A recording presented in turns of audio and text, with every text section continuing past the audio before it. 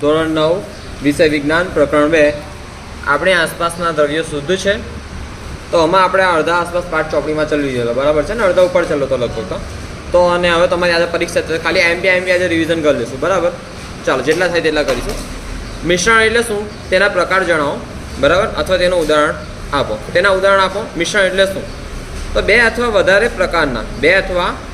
પ્રકારના શુદ્ધ તત્વો અથવા સંયોજન કોઈ પ્રમાણમાં ભેગા કરવાથી મળતા પદાર્થને મિશ્રણ કહેવાય છે તમને વ્યાખ્યા પરથી સમજ નહીં પણ હું તમને ઉદાહરણથી સમજ પાડું છું કે બે અથવા વધારે પ્રકારના જેમ કે દેખો અહીંયા આગળ દૂધ વાત છે દૂધ તો દૂધ શાનું મિશ્રણ છે તો પાણી ચરબી પ્રોટીનનું મિશ્રણ છે તો બે કાં તો બેથી વધારે પ્રકારનું છે ને શુદ્ધ તત્વો કયા કયા છે પાણી ચરબી પ્રોટીન અથવા સંયોજનો કોઈ પ્રમાણમાં ભેગા કરવાથી જો આ ભેગા કરવાથી જે પદાર્થ મળે તેને શું કહેવાય મિશ્રણ પાણી છે ચરબી છે પ્રોટીન છે વિટામિન છે એ બધું ભેગા કરવાથી જે પદાર્થ મળે તેને શું કહેવાય મિશ્રણ દૂધ કહેવાય દૂધનું મિશ્રણ કયું મિશ્રણ દૂધવાળું મિશ્રણ આ દરિયાનું પાણી એ કોનું મિશ્રણ છે કે ખનિજો અને માટીનું મિશ્રણ છે ને બે પદાર્થો છે બે અથવા વધારે પ્રકારના શુદ્ધ તત્વો અથવા સંયોજનો કોઈ પ્રમાણમાં ભેગા કરવાથી મળતા પદાર્થને મિશ્રણ કહેવાય છે તો આ બે ઉદાહરણ થઈ ગયા હવે આપણે દેખીએ કે મિશ્રણ એકથી વધુ પદાર્થોનું બનેલું હોય છે અને એકથી વધુ પદાર્થો જો અહીં 3 પદાર્થ છે અહીં 2 પદાર્થ છે આ પદાર્થોનું પ્રમાણ નિશ્ચિત હોવું જરૂરી નથી બરાબર ને હા જેમ કે જો નિશ્ચિત હોવું જરૂરી નથી તમને વાત કરું ગાયના દૂધની વાત કરું ભેંસના દૂધની વાત કરું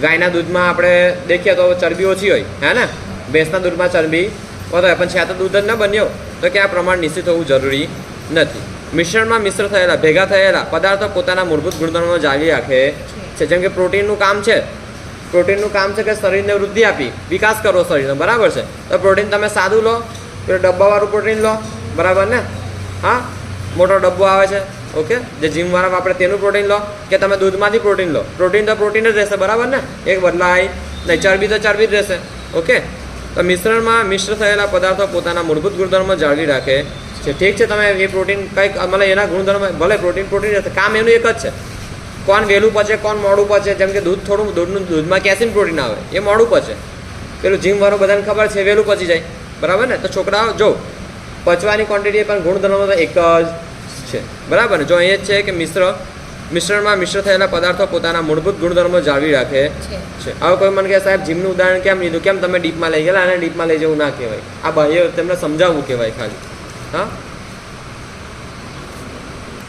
મિશ્રણનું વર્ગીકરણ શાના આધારે કરવામાં આવે છે તો કે મિશ્રણનું વર્ગીકરણ તેમાં રહેલા ઘટક કણોના સ્વભાવના આધારે મિશ્રણનું વર્ગીકરણ કરવામાં આવે છે બરાબર આ તમને સમજાવીશ પાછળ હવે મિશ્રણના કેટલા પ્રકાર છે સમાંગ મિશ્રણ અને વિષમાંગ મિશ્રણ તો સમાંગ મિશ્રણ અને વિષમાંગ મિશ્રણ પછી તમને આ ખબર પડશે કે એમના સ્વભાવના આધારે મિશ્રણનું વર્ગીકરણ કેમનું કરવામાં આવે છે બરાબર શુદ્ધ પદાર્થનો અર્થ શું થાય છે કે જે પદાર્થમાં રહેલા તમામ કણોના રાસાયણિક ગુણધર્મો કહેવાય સમાન તેને શુદ્ધ પદાર્થ કહેવાય જેમ કે સિમ્પલી પાણી છે તો પાણી શુદ્ધ પદાર્થ કહેવાય તેમાં રહેલા તમામ કણોના રાસાયણિક ગુણધર્મો સમાન છે તેથી તેને શુદ્ધ પદાર્થ કહી શકાય હવે આપણે તમને પાછળ કીધેલું કે તમને સમજાવીશ અહીં સમાંગ અને વિષમાંગ મિશ્રણ વચ્ચેના તફાવતના મુદ્દાની યાદી બનાવો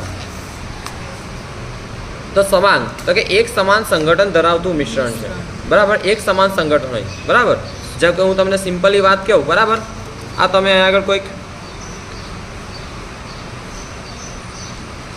આ વાટકો લીધો છે તેમાં તમે આ પાણી છે આ શું છે પાણી આ પાણીમાં તમે ખાંડ ઓગાળો હા 10 મિનિટ સુધી ઓગાળ્યા કરો બરાબર છે તો એકદમ ઓગળી જશે હા તો ઓગળી છે ત્યાં પછી તમને અંદર ખાંડ દેખાશે જરાય નહીં દેખાય ને તો એક સમાન સંગઠન તેનું સંગઠન કેવું થઈ જશે એક સમાન સંગઠન ધરાવતું મિશ્રણ છે તેના ભાગો ભૌતિક રીતે અલગ પડતા નથી ભૌતિક રીતે મતલબ તમે હાથથી ગાળીને તોડી ફોડીને એને અલગ કરી શકવાના છો ના કે મારે આમાંથી ખાંડ અલગ પાડવી છે તો ભૌતિક રીતે એને તોડીને કાપીને ગાળીને અલગ કરો ના થાય ને ખાંડ અને પાણી અલગ નહીં થાય ભૌતિક રીતે અલગ જો ભૌતિક રીતે અલગ છે રાસાયણિક અલગ છે હા ભાઈ એટલે યાદ રાખજો ભૌતિક રીતની વાત કરી છે મિશ્ર થયા બાદ કોઈ એક જ ભૌતિક અવસ્થા ધરાવે છે જો મતલબ દ્રવ્યની મૂળભૂત અવસ્થાઓ કેટલી છે કઈ ઘન પ્રવાહી અને વાયુ તો જો મિશ્ર થયા બાદ કોઈ એક જ ભૌતિક અવસ્થા ધરાવે છે મતલબ જો આપણે અહીં ખાંડ અને પાણીના મિશ્રણની વાત કરી બરાબર છે તો ખાંડ અને પાણીના મિશ્રણમાં દેખો ખાંડ શું છે ઘન કે પ્રવાહી ઘન અને પાણી ખાંડ શું છે ઘન અને પાણી પ્રવાહી પણ બંને ભેગું થાય છે ત્યારે બને છે શું પ્રવાહી ઘન કે વાયુ ઘન પ્રવાહી કે વાયુ અલ્યા ખાંડ અને પાણી ભેગું થાય છે મિશ્ર થઈ જાય છે કમ્પ્લીટ હા તેની અંદર ખાંડના ઝડક તમને દાણો દેખાતો નથી તો બનશે શું ઘન પ્રવાહી કે વાયુ પ્રવાહી શું બનશે પ્રવાહી શું બનશે? પ્રવાહી. તમે ઘરે ખાંડ અને પાણી ભેગું કરતા શું તમને વાયુ દેખાય કે વાયુ નીકળતો દેખાય? એટલે પ્રવાહી છે ને એક પ્રકારનું. હા ભાઈ, કેમ એટલે બેઝિક ક્લિયર કરો ભાઈ. આ કેવું છું ચેપ્ટર એક ડીપમાં કમ્પ્લીટ ભણાવી હતું સરખી રીતે. કેટલા ઉદાહરણ બતાવ્યા હતા તમને. ચાલો, ખાંડ અને પાણી, મીઠું અને પાણી, હવા, આયોડિન અને આલ્કોહોલ વગેરેનું મિશ્રણ. તો જો સમાંગ મિશ્રણ તમે બે ઉદાહરણ આપી શકો છો, ખાંડ અને પાણી, મીઠું અને પાણી. ઓકે, પછી હવા, આયોડિન અને આલ્કોહોલ વગેરેનું મિશ્રણ. હવે આપણે વિષમાંગ મિશ્રણ દેખીએ કે તે અસમાન સંગઠન ધરાવતું મિશ્રણ છે. અસમાન મતલબ કે દેખો, હું તમને અહીંયા આગળ જોઉં. હવે અહીંયા આગળ આપણે જો રેતી છે, આ રેતીના કાકડા છે આમાં, અને રેતીના કાકડામાં ખાંડ પણ છે. શું છે? ખાંડ પણ છે. શું છે? ખાંડ પણ છે. તો તમને ચોખ્ખું બહારથી તો દેખાઈ જશે ને કે રેતી અને ખાંડ છે, હે ને? ચોખ્ખું જ દેખાશે. પછી મીઠું અને લાકડાનો વેળ, મતલબ લાકડાના જે ટુકડા આવે તે છે. મીઠું અને સલ્ફર, પાણી અને તેલનું મિશ્રણ પણ ચોખ્ખું દેખાય ને તમને. ઓકે, જો તો વિષમાંગ મિશ્રણ અસમાન સંગઠન ધરાવતું મિશ્રણ છે. અસમાન સંગઠન છે, બરાબર. ચાલો, સમાંગ મિશ્રણમાં કેવું એક સમાન ભેગા થઈ જાય ને કમ્પ્લીટ, ત્યારે વિષમાંગમાં ભેગા થાય નહીં. મતલબ કે તમને ચોખ્ખું જ બહારથી દેખાશે કે આ ખાંડ છે, આ ધોળું ધોળું ખાંડ છે, પેલી કઠાઈ કઠાઈ રહેતી છે. વિષમાંગ મિશ્રણના ભાગો ભૌતિક રીતે અલગ પડે છે. મતલબ એવી ઘણી બધી પદ્ધતિ આવે છે. તમે આગળ ભણશો ને તો પદ્ધતિ ભણશો કે રેતી અને ખાંડને અલગ કેમ નહીં કરવી ભૌતિક રીતે. હા, મિશ્ર થયા બાદ અલગ અલગ ભૌતિક અવસ્થા ધરાવે છે ને. જેમ કે હું સિમ્પલી તમને વાત કરું તો ખાંડ અને રેતી અલગ અલગ ભૌતિક અવસ્થા ધરાવશે મિશ્ર થયા બાદ, બરાબર છે. પાણી અને તેલનું મિશ્રણ પણ અલગ અલગ ભૌતિક અવસ્થાઓ ધરાવશે. ઉદાહરણ એટલે રેતી અને ખાંડ, મીઠું અને લાકડાનો વેળ, મીઠું અને સલ્ફર, પાણી અને તેલ વગેરેનું મિશ્રણ. મને જો આ ત્રીજો સવાલ આ મોડે કરવાનો છે. તમે લખો નહીં લખો મારે કોઈ વાંધો નહીં, મને સાંજે મોડે જોઈએ.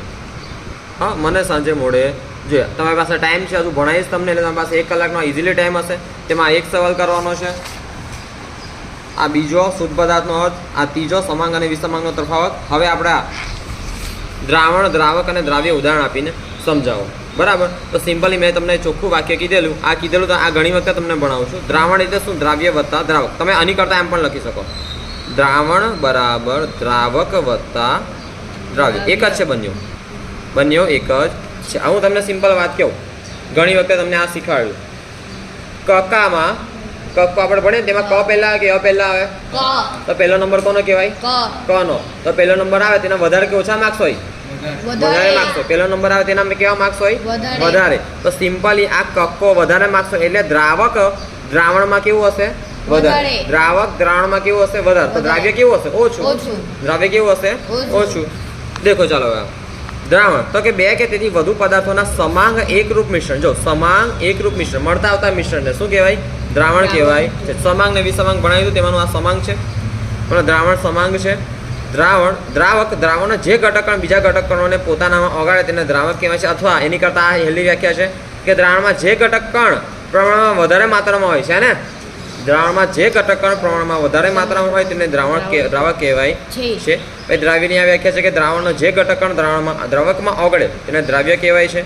અથવા દ્રાવણમાં જે ઘટકકણની માત્રા પ્રમાણમાં કેવી હોય? ઓછી હોય, તેને દ્રાવ્ય કહેવાય છે. જો આ ટ્રીકથી તમને સમજ પડી જશે, બરાબર ને. વધુ ઓછી ક પહેલાં આવે એટલે એ વધારે હશે, ય પછી આવે એટલે ઓછું હશે.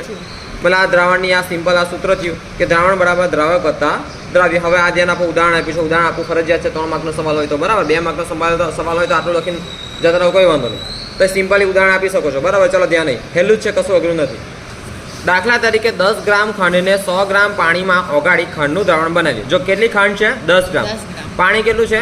100 ગ્રામ. આમાં દ્રાવ્ય કોણ અને દ્રાવક કોણ? દ્રાવ્ય કોણ? ખાંડ દ્રાવ્ય. કેમ કેવું છે? તો દ્રાવક કોણ? પાણી. સરસ. આર્યનથી બોલતો થયો છે, કાલનો બોલે છે. ચાલો, તો એ ખબર નહીં એને અમુક વખતે એને રોહનને શું ભૂત વળગે છે. હા, 10 ગ્રામ ખાંડને 100 ગ્રામ પાણીમાં ઓગાળી ખાંડનું દ્રાવણ બનાવીએ તો ખાંડને દ્રાવ્ય મતલબ ઓછો જથ્થો છે અને પાણીને દ્રાવક જેનો જથ્થો 100 ગ્રામ છે, ખાંડનો જથ્થો 10 ગ્રામ છે. અને ઓગળેલી ખાંડના ગળિયા પ્રવાહીને દ્રાવણ સમાંગ મિશ્રણ કહેવાય છે. મતલબ કમ્પ્લીટ મિક્સર થઈ જાય છે ને, કમ્પ્લીટ મિશ્ર થઈ જાય છે, ભેગું થઈ જાય છે, એકરૂપ સમાંગ મિશ્રણ છે. હવે દ્રાવણના કણોમાં સમાંગતા જોવા મળે છે. મતલબ કે તમે જો સમાંગતા જોવા મળે એનો અર્થ શું થયો કે જો હવે મેં તમને આ સમજાવ્યું હતું પહેલાં, બરાબર. જેમ કે આ કોઈ છે ને જગ છે, આ મોટો શું છે? જગ છે, ઘણો મોટો જગ છે, બરાબર. તેમાં અહીં એક નળ અહીં રાખેલો છે, એક નળ કઈ રાખેલો છે? અહીં રાખેલો છે. બીજો નળ ક્યાં રાખેલો છે? અહીં રાખેલો છે. તો જો કમ્પ્લીટ વસ્તુ ભેગી થઈ જાય ને, ટોટલી ભેગી થઈ જાય, તમે ખાંડ અને પાણીનું બનાવો છો કાં તો ગ્લુકોઝનું દ્રાવણ બનાવો, કમ્પ્લીટ ભેગું થઈ ગયું ને, જરાય કશું દેખાતું નહીં, કમ્પ્લીટ ભેગું થઈ ગયું. ત્યારે તમે અહીંથી નળ ચાલુ કરશો તો અહીંથી તમને ખાંડ અને પાણીનું કમ્પ્લીટ દેખાશે. તમે અહીંથી કમ્પ્લીટ દેખાશે, સોરી કમ્પ્લીટ સ્વાદ આવશે. હા, ને અહીંથી તમે એમ કહીને ખોલશો તો અહીંથી પણ સેમ ટુ સેમ સ્વાદ આવશે. બરાબર ને? જે સ્વાદ તમે અહીંથી નળ ખોલીને અહીંથી એમ કહીને કપમાં ભરો છો, બરાબર, ખાંડ અને પાણીવાળું મિશ્રણ કપમાં ભરીને પીવું છો, તે જ સ્વાદ તમને અહીં પણ મળશે. મતલબ કે સમાનતા જોવા મળશે. શું જોવા મળશે? સમાનતા જોવા મળશે. ઓકે, તો આ થયો તમારો આયરો સવાલ. બરાબર, તો આ સવાલ જો પહેલો, બીજો, ત્રીજો, ચોથો, પાંચમો, તો આ 5 સવાલ આજે અત્યારે મોડે કરવાના છે અને મોડે લખીને જવાના છે. કાલે આવતીકાલે આપણે ધીરે ધીરે આ કરીને સવાલ કરીશું. એમ તો અડધો ઉપરનો પાઠ મેં બહુ પહેલાં ચાલ્યો હતો ને, અત્યારે જસ્ટ રિવિઝન જેવું થાય છે તમારું. ઓકે, બોલો બકા. તો જો દ્રાવક, તો દ્રાવણનો જે ઘટક કણ બીજા ઘટક કણોને પોતાનામાં ઓગાળે. આ પોતાનામાં ઓગાળે તો તેમાં તાકાત કેવી વધારે હોય ને? હા, તો એની માત્રા કેવી હશે દ્રાવણમાં? વધારે. કેવો છે? વધારે. તો સિમ્પલ એ છે કે દ્રાવણમાં જે ઘટક કણ પ્રમાણમાં વધારે માત્રામાં હોય તેને શું કહેવાય? દ્રાવક કહેવાય. વધારે માત્રામાં હોય તેને શું કહેવાય? દ્રાવક કહેવાય. તો દ્રાવ્ય કોને કહેવાય? કે દ્રાવણનો જે ઘટક કણ દ્રાવકમાં ઓગળે. કોનામાં ઓગળે? દ્રાવકમાં ઓગળે. એટલે પાણી અને ખંડમાં દ્રાવક કોણ છે? પાણી અને ખંડના મિશ્રણમાં સામાન્ય રીતે દ્રાવક કોણ હોય છે? પાણી. એટલે વધારે માત્રામાં છે તો એમાં જ ખંડ ઓગળશે ને, કે ખંડમાં પાણી ઓગળશે, પાણીમાં ખંડ ઓગળશે. બરાબર, તો સિમ્પલી કે દ્રાવણના જે ઘટક કણ દ્રાવકમાં ઓગળે તેને દ્રાવ્ય કહેવાય છે. બરાબર, મતલબ કે દ્રાવણમાં જે ઘટકની માત્રા પ્રમાણમાં ઓછી હોય તેને દ્રાવ્ય કહેવાય છે. અને આ સિમ્પલ સૂત્રથી હતું. જેમ કે આ 10 ગ્રામ ખાંડ છે તો એ દ્રાવ્ય હશે, 100 ગ્રામ પાણી તો તે શું હશે? દ્રાવક હશે. ઓકે, ઓછો જથ્થો વધારે જથ્થો. અને આ ઓગળેલી ખાંડના ગળ્યા પ્રવાહીને દ્રાવણ સમાંગ મિશ્રણ કહેવાય છે. મતલબ કમ્પ્લીટ ભેગું થઈ જાય છે. બરાબર ને? સમાંગ મિશ્રણ આપણે અહીં ભણ્યા હતા કે એક સમાન સંગઠન હોય છે, ભૌતિક રીતે અલગ પડતા નથી. ખાંડ અને પાણી મેં ઉદાહરણ આપેલું, ભૌતિક રીતે અલગ પડે નહીં. તમે કાપશો, તોડશો, અહીંથી ત્યાં ખેંચશો, પાણીને ખેંચાવાનું છે ના, અલગ ના પડે. ગાંઠશો, ખાંડ અને પાણી અલગ ના પડે, ભૌતિક રીતે અલગ નહીં પડે. રાસાયણિક રીતે પાડવા જાઓ તો ઘણી બધી હશે પ્રોસેસ. બરાબર છે? તમે આગળ જઈને ભણશો, આવશે તમારે એ પ્રોસેસ, તો તમે આગળ ભણશો. ચાલો, તો અત્યારે આપણે એમાં ડીપમાં નથી જવું, કેમ કે કશું તમને સમજ નહીં પડે. એટલે આપણે અહીં લગીનું જ ભણો. ચાલો, ધ્યાન આપો. દ્રાવણના કણોમાં સમાંગતા જોવા મળે છે. મતલબ કે તમે આ કોઈ મોટો જગ છે, તેમાં નળમાંથી અહીંથી ખાંડ અને પાણીનું મિશ્રણ કાઢો છો, કપમાં ભરો છો, તે સ્વાદ તમને અહીંથી પણ નળમાંથી કાઢીને જે સ્વાદ લીધો છે તે સ્વાદ તમને અહીં પણ આવશે. ઓકે, તો તમારું થઈ ગયું આટલું. આ મોડે કરો અને છેલ્લે તમારે ટેસ્ટ આપીને જવાનું છે, બાકી અહીં બેસશો. ઓકે.